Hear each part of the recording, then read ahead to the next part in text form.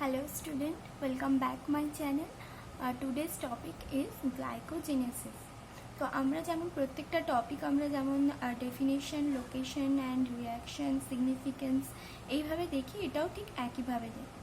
দেখো, ডেফিনেশন যদি বলতে হয় তাহলে ডেফিনেশন হচ্ছে গ্লাইকোজেনেসিস। এটা হচ্ছে দুটো কথা নিয়ে তৈরি, গ্লাইকোজেন আর জেনেসিস। গ্লাইকোজেন মানে আমরা জানি যে গ্লুকোজ থেকে আমরা গ্লাইকোজেন স্টোর ফর্মে, গ্লুকোজের স্টোর ফর্ম হচ্ছে গ্লাইকোজেন, যেটা আমরা লিভার এবং মাসেলসে স্টোর করে রাখতে পারি, সেই গ্লাইকোজেন। আর জেনেসিস মানে হচ্ছে সিনথেসিস, অর্থাৎ কিভাবে যে প্রসেসটা, the process by which synthesis of glycogen is occur from glucose is called glycogenesis. Glycogenesis মানে গ্লাইকোজেন আর জেনেসিস মানে সিনথেসিস, অর্থাৎ synthesis of glycogen from glucose যে প্রসেসটার মাধ্যমে হয় তাকে কিন্তু গ্লাইকোজেনেসিস বলা হয়। তাহলে ডেফিনেশন হিসেবে আমরা লিখতে পারি the process by which glycogen is formed from glucose is called glycogenesis, and this process require energy যেটা সাপ্লাই হয় এটিপি অ্যান্ড ইউটিপি। ঠিক আছে, এটা হচ্ছে আমাদের ডেফিনেশন হলো। এবার লোকেশন জানতে গেলে লোকেশন আমাদের হচ্ছে মাসেলস আর লিভারে আমরা জানি যে গ্লাইকোজেন স্টোর ফর্মে থাকে, আর মাসেলস আর লিভারে কিন্তু এই গ্লাইকোজেনেসিস প্রসেসটা হয়। তাহলে আমরা লোকেশন জানলাম মাসেলস এবং লিভার। মাসেলস আর লিভার সেলের কোথায়? সাইটোসেলে বেশিরভাগ হয়ে থাকে। এবারে আমরা যখন রিয়াকশনটা জানবো, রিয়াকশনটা কিন্তু খুব ইম্পর্টেন্ট, এটা পরীক্ষায় অনেকবার এসছে। গ্লাইকোজেনেসিস আর গ্লাইকোজেনোলাইসিস দুটোর মধ্যে অল্টারনেটিভভাবে কিন্তু আসে পরীক্ষা। তো রিয়াকশন যখন আমরা দেখবো, আমরা যদি এটাকে না দেখে এই সাইকেলটাকে কনসেন্ট্রেট করি তাহলে আমরা দেখবো ফার্স্টে আমরা জানি গ্লুকোজ আছে, ঠিক আছে। এবারে আমরা কি করব, গ্লুকোজ থেকে গ্লুকোজ 6-ফসফেট তৈরি হবে। কি করে? যখন আমাদের বডিতে এই গ্লাইকোজেনেসিসটা হওয়ার ইম্পর্টেন্সটা কি, যখন আমাদের মনে করো যখন আমরা খাচ্ছি, মানে ডিউরিং মিল বা ফলোয়িং মিল, আফটার মিল, মানে মিল খাওয়ার ঠিক পরে পরে কী হচ্ছে, আমাদের বডিতে গ্লুকোজ লেভেল কিন্তু অনেকটাই বাড়ছে। তো ব্লাডের গ্লুকোজ হচ্ছে একটা লেভেলে থাকে, সেই লেভেলটা যাতে বেড়ে না যায় বা এক্সট্রা যে গ্লুকোজটা আছে সেটাকে আমরা কিন্তু তোমার স্টোর করে রাখছি, এবং সেই স্টোরেজ ফর্মটা হচ্ছে গ্লাইকোজেন। আর যখন আমাদের খাওয়া হয়ে যাচ্ছে, অর্থাৎ আমরা যখন দুটো মিলের মাঝখানে, মানে আমরা হয়তো সকালে উঠে ব্রেকফাস্ট করলাম, তারপর লাঞ্চ খাবো, এই যে মাঝখানের গ্যাপটা, এই মাঝখানের গ্যাপেও কিন্তু আমাদের ব্লাড গ্লুকোজ লেভেল একটা মানে লিমিটের মধ্যে থাকে, তো একটা রেঞ্জের মধ্যে থাকে। তো সেই রেঞ্জটা কে মেনটেন করে? তখন তো আমরা গ্লুকোজ খাচ্ছি না, তখন কি হয়, যখন আমরা খেয়েছিলাম তখন যে এক্সট্রা গ্লুকোজটা গ্লাইকোজেন ফর্মে লিভারে স্টোর হয়েছিল সেইটা তখন গ্লুকোজ তৈরি করে এবং ব্লাডের গ্লুকোজ লেভেলটাকে ঠিক রাখতে সাহায্য করে। অর্থাৎ লিভার আর মাসেলসের দু জায়গায় আমাদের গ্লাইকোজেন স্টোর হয়। লিভারের গ্লাইকোজেনটা কি করে, যখন আমাদের কোনো স্টারভেশনে থাকি আমরা, বা কোনো মনে করো দুটো মিলসের মাঝখানে আমাদের বডি ব্লাডের যে গ্লুকোজ রেঞ্জটা ওটাকে ঠিকঠাক রাখতে লিভারে যে গ্লাইকোজেনটা আমাদের স্টোর হয় সেটা কাজ করে। কিন্তু মাসেলসে কি হয়, মাসেলসে আমাদের যে লাস্ট স্টেপটা থাকে গ্লাইকোজেনোলাইসিসে আমরা পড়বো পরে, সেইটার লাস্ট স্টেপটা এই যে গ্লুকোজ 6-ফসফেটেজ এনজাইম লাগে, ওটা কিন্তু মাসেলসে থাকে না। ফলে কি হয়, মাসেলসে গ্লুকোজ 6-ফসফেট অবধি রয়ে যায়, ফলে আর সেটা গ্লুকোজ তৈরি করে না। তাই গ্লুকোজ 6-ফসফেট আবার কি মাসেলস থেকে ব্লাডে বেরিয়েও আসতে পারে না। তাই ব্লাডের গ্লুকোজ লেভেলের ওপর মাসেলসে যে গ্লাইকোজেন স্টোর থাকে সেটার কোনো ইম্পর্টেন্স নেই। মাসেলসে যে গ্লাইকোজেন স্টোর থাকে সেটা কেন থাকে, সেটা হচ্ছে মাসেলসে যদি কোনো এক্সারসাইজ, ট্রেনার্স এক্সারসাইজ বা এমনি এক্সারসাইজের সময়, কন্ট্রাকশন অফ মাসেলসের সময় যে এনার্জি লাগে, সেই এনার্জিটা কি হয় গ্লুকোজ 6-ফসফেট থেকে অ্যারোবিক বা অ্যানারোবিক গ্লাইকোলিসিস, যেরকম গ্লাইকোলিসিস প্রসেসের মাধ্যমে প্রোগ্রেস করে এবং এটিপি জেনারেট করে এবং মাসেলকে সেটা সাপ্লাই দেয়। ওকে, তো সেই জন্যই কিন্তু আমরা খাবার না খেয়েও আমরা কিন্তু মাসেলস কন্ট্রাকশন করতে পারি আর কি। খাবার মানে এই যে দুটো মিলের মাঝখানে আমরা মাসেল কন্ট্রাকশন করতে পারি, কারণ ওই গ্লাইকোজেন হিসেবে যে গ্লুকোজটা আমরা তখন খেয়েছিলাম ওটা গ্লাইকোজেন হিসেবে আমাদের মাসেলসে স্টোর আছে। আর আমাদের ব্লাড গ্লুকোজ লেভেলকে ঠিক রাখতে কে সাহায্য করে? লিভারে যে গ্লাইকোজেন ফর্মে গ্লুকোজটা স্টোর থাকে। ওকে, তাহলে আমরা জেনে গেলাম যে কেন গ্লাইকোজেন আমরা ফর্ম করব গ্লুকোজ থেকে। ঠিক আছে, এবার আমরা জানবো যে কিভাবে গ্লুকোজ থেকে গ্লাইকোজেন ফর্ম হচ্ছে। দেখো, গ্লুকোজ থেকে আমরা ফার্স্ট গ্লুকোজ 6 ফসফেট ফর্ম হয় এবং সেটা হয় গ্লুকোকাইনেজ এনজাইমের মাধ্যমে। যদি লিভারে হয় তাহলে হয় গ্লুকোকাইনেজ, আর যদি লিভারের বাইরে কোথাও হয় অর্থাৎ মাসেলসে হয়, একটা জানি গ্লাইকোজেনেসিস, তাহলে মাসেলসে হলে হবে সেটা হচ্ছে হেক্সোকাইনেজ এনজাইম। তাহলে লিভারে হলে গ্লুকোকাইনেজ এনজাইম হচ্ছে গ্লুকোজ থেকে গ্লুকোজ 6 ফসফেট তৈরি করছে, আর মাসেলসে হলে হেক্সোকাইনেজ এনজাইম। গ্লুকোজ 6 ফসফেট থেকে আমরা ফসফোগ্লুকোমিউটেজ এনজাইমের মাধ্যমে দেখি গ্লুকোজ 1 ফসফেট তৈরি হয়।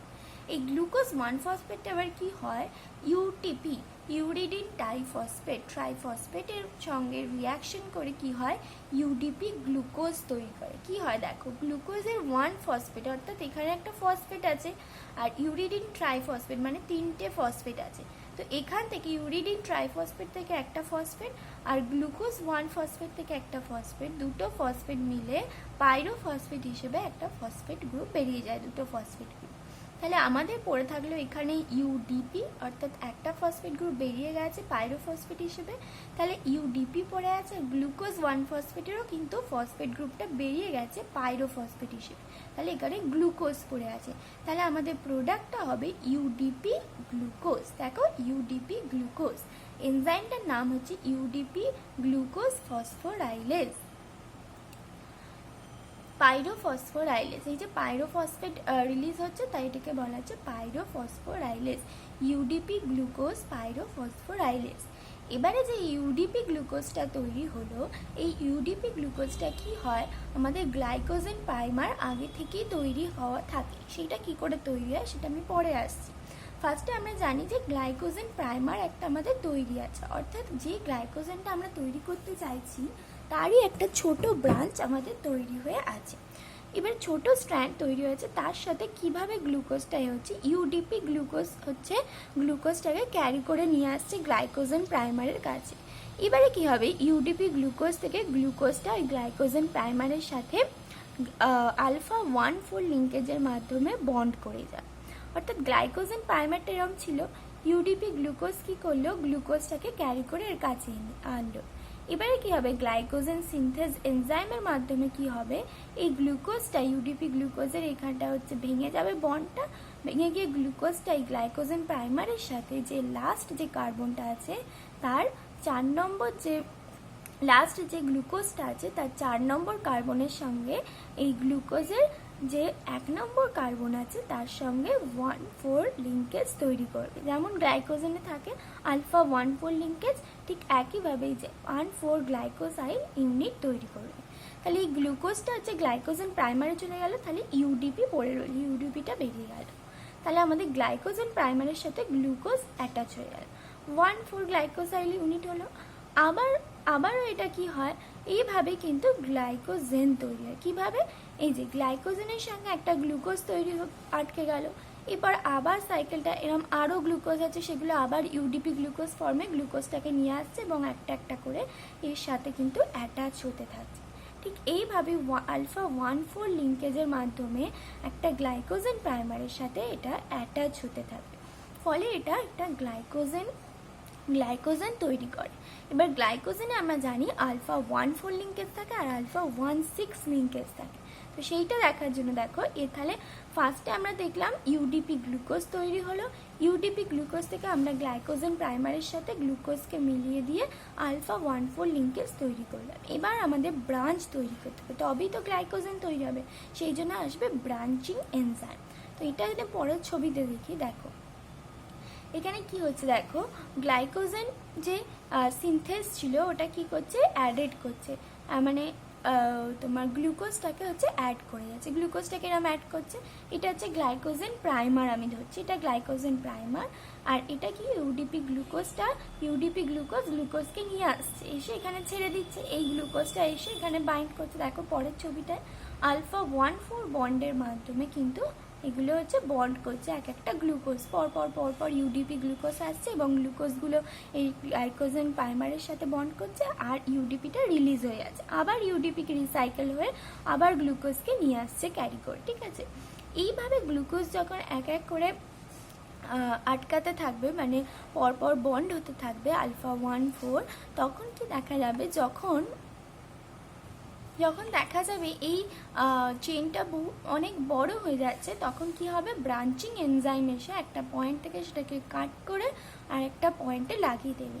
সেটা সাধারণত হয়, দেখো এখানে আমাদের লেখাতে আছে, ছবিটা অত ভালো নেই, এখানে আমাদের লেখাতে আছে when the chain has been length to a minimum of 11 residue, অর্থাৎ একটা চেনে যখন 11টা গ্লুকোজ লেগে গেছে, 11টা গ্লুকোজ আছে, তখন কি হবে, ব্রাঞ্চিং এনজাইম আসবে, transfer a part of 1,4 chain to a neighbouring chain to form alpha 1,6 linkage. দেখো এখানে কি হচ্ছে, এই দুটো চেন ছিল, এই দুটো চেন ছিল, তো এবারে কি দেখা গেল, এটাতে আমাদের 11টার বেশি গ্লুকোজ হয়ে গেছে। তখন কি করলো, কিছুটা পরিমাণ গ্লুকোজের গ্লাইকোজেনকে নিয়ে এখান থেকে আলফা 1,4 লিঙ্কেজটা ভেঙে গেল, গিয়ে এটা এসে নেবারিং একটা চেন, এই যে নেবারিং যে চেনটা ছিল, এই চেনটার সাথে আলফা 1,6 লিঙ্কেজের মাধ্যমে লেগে গেল। এই যে এটা তো ছিল এখানে, এটা নেবারিং চেন, এটা ছিল, তাহলে এটা ভেঙে গিয়ে এখান থেকে কাট হয়ে গেল, গিয়ে নেবারিং চেনের সাথে আলফা 1,6, এই যে আলফা 1,6 বন্ডের মাধ্যমে আটকে গেল। সেটাই বলেছে, when the chain has been length to a minimum of 11 residue, second enzyme, the branching enzyme, transfer a part of 1,4 chain minimum length of 6 glucose residue, অর্থাৎ 6টা মিনিমাম নিয়েই কাটে, তার বেশিও হতে পারে, to a neighboring chain to form alpha 1,6 linkage, thus establishing a branching point in the molecule. The branches grow by further addition of glucose unit and further branching. তাহলে কি হলো, যখনই দেখা গেল 11 রেসিডিউয়ের বেশি হয়ে গেছে এই চেনটাতে, তখনই মিনিমাম 6টা, 1, 2, 3, 4, 5, 6টা, দেখো 6টাই এখানে ইয়েলো সার্কেল করেছে, মিনিমাম 6টা গ্লুকোজ এখান থেকে আলফা 1,4 লিঙ্কেজটাকে কেটে দিয়ে নেবারিং কোনো একটা চেনের সাথে আলফা 1,6 লিঙ্কেজে আটকে যায়, এবং এর ফলে কি হয়, যে এই চেনটা সোজা যাচ্ছিল, এটা একটা ব্রাঞ্চ তৈরি করে নিল। ঠিক একইভাবে আবার এখানে গ্লুকোজ তৈরি হতে থাকবে, এবং 11টা যখনই হয়ে যাবে সেখান থেকে 6টা কেটে আরেকটা কোনো নেবারিং চেনের সাথে আলফা 1,6 বন্ড তৈরি করে। ঠিক এইভাবে কি হবে, একের পর এক ব্রাঞ্চ তৈরি হবে, এবং আলফা 1,4 তো আমরা জানি এই বন্ডগুলো আলফা 1,4, আর এইভাবে ব্রাঞ্চ তৈরি করে হচ্ছে আলফা 1,6 বন্ড। তাহলে এইভাবেই গ্লাইকোজেন সিনথেস এবং ব্রাঞ্চিং এনজাইমের মাধ্যমে কি হলো, গ্লাইকোজেন তৈরি হয়ে গেল। এবারে আমরা যখন দেখবো এই গ্লাইকোজেন প্রাইমারটা কি করে তৈরি হচ্ছে, তাহলে আমাদের গ্লাইকোজেন কি করে তৈরি হচ্ছে আমরা জেনে গেলাম। এবারে আমরা দেখবো যে গ্লাইকোজেন প্রাইমারটা কি করে হচ্ছে। গ্লাইকোজেন প্রাইমারটা কি করে হয়, সেটা হচ্ছে টাইরোসিনের সাথে, টাইরোসিন যে আমরা অ্যামিনো অ্যাসিড জানি, সেটার কি একটা OH গ্রুপ থাকে, তো সেই OH গ্রুপের কি হয়, এইচটা রিলিজ হয়ে গিয়ে ওই ও এর সাথে, ও যে মানে টাইরোসিনের মনে করো স্ট্রাকচারটা আঁকা হলো, তার সাথে একটা OH বন্ড আছে, OH মানে একটা কার্বনের সাথে আছে, সেই OH এর ও এর সাথে গ্লুকোজ বন্ড করে যায়, এইচটাকে রিলিজ করে ও এর সাথে গ্লুকোজ বন্ড করে যায়। এই টাইরোসিন প্লাস গ্লুকোজ যেটা হচ্ছে, ওটাকে বলা হয় গ্লাইকোজেন প্রাইম। এর সাথে সাথে যখনই একটা গ্লুকোজ ওর সাথে আটকে গেল, টাইরোসিনের ও এর সাথে মানে অক্সিজেনের সাথে বন্ড করে, তার সাথে সাথে এই 2-3টে গ্লুকোজ আপনা আপনি কিন্তু ওর সাথে যুক্ত হয়ে যায়, করে একটা গ্লাইকোজেন প্রাইমার তৈরি করে, যেটা হচ্ছে এখানে ছবি দেখানো হয়েছে, এইটা গ্লাইকোজেন প্রাইমার। এবং তারপরে তো একে একে গ্লাইকোজেন সিনথেসে গ্লুকোজ 1-ফসফেট হয়, ইউডিপি গ্লুকোজ ক্যারি করে নিয়ে আসে গ্লুকোজ। তাহলে ফার্স্ট হলো গ্লুকোজ ছিল, যেখান থেকে হচ্ছে গ্লুকোজ 6-ফসফেট হলো, তারপর গ্লুকোজ 6-ফসফেট থেকে হলো গ্লুকোজ 1-ফসফেট। এবার গ্লুকোজ 1-ফসফেটটা ইউডিপি এসে বললো আমি তোমাকে নিয়ে যাব, ইউডিপি আর গ্লুকোজ যোগ হলো, করে ইউডিপি গ্লুকোজ তৈরি হলো, করে কি করলো, গ্লাইকোজেন প্রাইমারের কাছে নিয়ে গেল, করে গ্লাইকোজেন প্রাইমার গ্লুকোজটাকে আলফা 1,4 বন্ডের লিঙ্কেজের মাধ্যমে নিজের সাথে আটকে নিল, আর ইউডিপিটাকে ছেড়ে দিল। ইউডিপি তখন আবার চলে গেল আর একটা গ্লুকোজকে আনতে। এইভাবে একে একে গ্লাইকোজেন প্রাইমারের সাথে গ্লুকোজ মলিকিউল জড়তে লাগলো। এইভাবে যখন একটা চেনের মধ্যে 11টার বেশি গ্লুকোজ হয়ে যাচ্ছে, মিনিমাম 11টা হচ্ছে, তখন কি হবে, ওই চেনের থেকে মিনিমাম 6টা গ্লুকোজ মানে আলফা 1,4 বন্ড ব্রেক করে মিনিমাম 6টা লেন্থের গ্লুকোজ ওর থেকে বেরিয়ে আসবে। বেরিয়ে এসে নেবারিং কোনো একটা চেনের সাথে আলফা 1,6 বন্ড করে লেগে যাবে, ফলে একটা ব্রাঞ্চিং তৈরি হবে এবং এই ঘটনাটা হবে ব্রাঞ্চিং এনজাইমের মাধ্যমে। এইভাবে আমরা গ্লাইকোজেন তৈরি করে ফেললাম, যেখানে গ্লুকোজ মলিকিউল মনোমার হিসেবে আলফা 1,4 বন্ড এবং আলফা 1,6 বন্ডের মাধ্যমে যুক্ত হচ্ছে আর একটা গ্লাইকোজেন তৈরি করছে। তাহলে আমাদের গ্লাইকোজেন প্রাইমার কি করে তৈরি হলো এবং গ্লাইকোজেন কি করে তৈরি হলো আমরা কিন্তু জেনে গেলাম, খুবই সহজ। এরপরে আমাদের কিন্তু দেখো আছে গ্লাইকোজেনোলাইসিস। ঠিক একইভাবে দেখবো। তাহলে আমরা যদি এটাকে রিয়াকশনটা যেখানে এখানে আছে দেখো, গ্লুকোজ ইজ ফসফোরাইলেটেড, গ্লুকোজ হচ্ছে গ্লুকোজ 6 ফসফেটে তৈরি হয়, হেক্সোকাইনেস বললাম মাসেলসে, আর গ্লুকোকাইনেস হচ্ছে লিভার। তাহলে আমরা এটাকে করে নিই, হাইলাইট করে নিই, হেক্সোকাইনেস হবে মাসেলসে আর গ্লুকোকাইনেস হচ্ছে liver. Glucose 6-phosphate is converted to glucose 1-phosphate by the enzyme phosphoglucomutase. এবারে গ্লুকোজ 1-phosphate রিঅ্যাক্ট করলো ইউটিপির সাথে to form uridine diphosphate glucose. The reaction is catalyzed by the enzyme UDP glucose phosphorylase. পাইরোফসফোরাইলেস এনজাইমগুলো মনে রাখবে পরপর। তারপর হচ্ছে গ্লাইকোজেন সিনথেস আর তারপরে হচ্ছে ব্রাঞ্চিং এনজাইম। আমাদের 4-5টা এনজাইম, ফার্স্ট হচ্ছে হেক্সোকাইনেস বা গ্লুকোকাইনেস, তারপর হচ্ছে ফসফোগ্লুকোমিউটেস, তারপর ইউডিপি গ্লুকোজ ফসফোপাইরোলেস,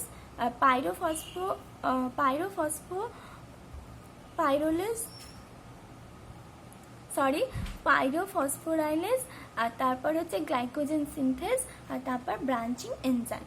এরপরে আমরা পরের দিন দেখব গ্লাইকোজেনোলাইসিস, ঠিক একইভাবে ডেফিনিশন, লোকেশন অ্যান্ড রিয়াকশন হিসেবে। ওকে, আজকে এই অবধি থাকুক। Thank you.